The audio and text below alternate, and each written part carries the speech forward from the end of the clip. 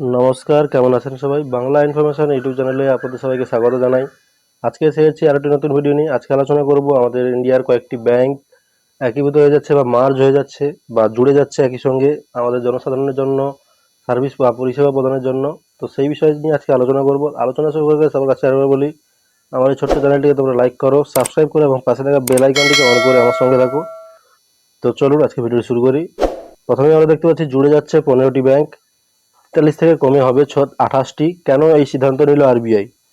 অর্থাৎ 15টি ব্যাংক জুড়ে যাচ্ছে, 43টি ব্যাংক ছিল সেখান থেকে কমে হয়ে যাচ্ছে 28টি। এবং এই সিদ্ধান্ত কেন নিল আরবিআই সেই বিষয় নিয়ে আজকে আলোচনা করব। একদম গ্রামের মানুষের আর্থিক উন্নয়নের সব থেকে গুরুত্বপূর্ণ হাতিয়ার হলো আঞ্চলিক গ্রামীণ ব্যাংক। কিন্তু এবার সেই ব্যাংকগুলির মধ্যে বড়সড় পরিবর্তন আনতে চলেছে কেন্দ্র সরকার।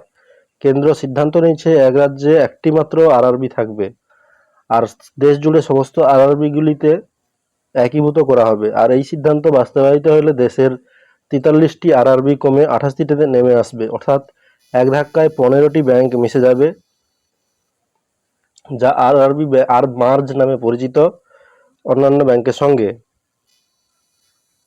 তো প্রথমেই দেখতে পাচ্ছি আমরা গ্রামের মানুষের আর্থিক উন্নয়নের সব থেকে গুরুত্বপূর্ণ হাতিয়ার হলো আঞ্চলিক গ্রামীণ ব্যাংক। এবং এই ব্যাংকগুলিকে দেশের দেশের 43টি আরআরবি কমে 28টিতে নেমে আসবে, অর্থাৎ এক ধাক্কায় 15টি ব্যাংক মার্জ হয়ে যাবে অন্যান্য ব্যাংকের সঙ্গে। কি কারণে এই সিদ্ধান্ত? এই ব্যাংক একীভূত করার সিদ্ধান্তের পিছনে লক্ষ্য একটাই, তা হলো চলমান ব্যয় কমানো এবং অপারেশনাল এফিসিয়েন্সি বাড়ানো। সূত্র বলছে ওয়ান স্টেট ওয়ান আরআরবি নামের এই প্রকল্পে মোট 43টি আরআরবিকে 28টিতে করবে। ইতিমধ্যেই 3টি ধাপে এই কাজ শুরু হয়ে গিয়েছে, আর খুব শিগগিরই শুরু হবে চতুর্থ পর্যায়ের কাজ। কোন রাজ্যগুলির উপর প্রভাব পড়বে?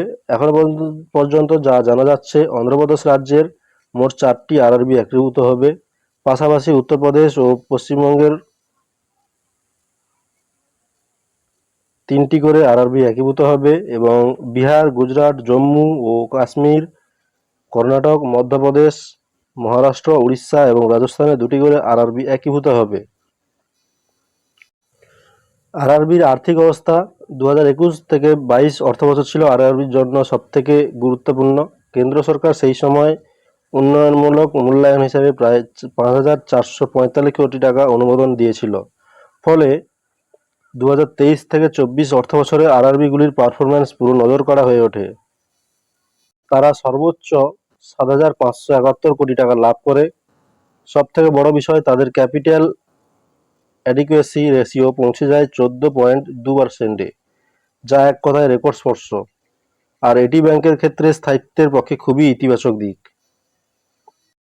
তো বন্ধুরা, আমার এই ভিডিওটি যদি তোমাদের ভালো লেগে থাকে তবে একটা লাইক করো, সেই সঙ্গে সাবস্ক্রাইব করো চ্যানেলটি এবং পাশে থাকা বেল আইকনটিকে অন করে আমার সঙ্গে থাকো, যাতে করে আমি প্রতিনিয়ত নতুন নতুন ভিডিও নিয়ে আসতে পারি এবং সেই ভিডিওগুলির নোটিফিকেশন তোমাদের কাছে অবশ্যই পৌঁছে যায়।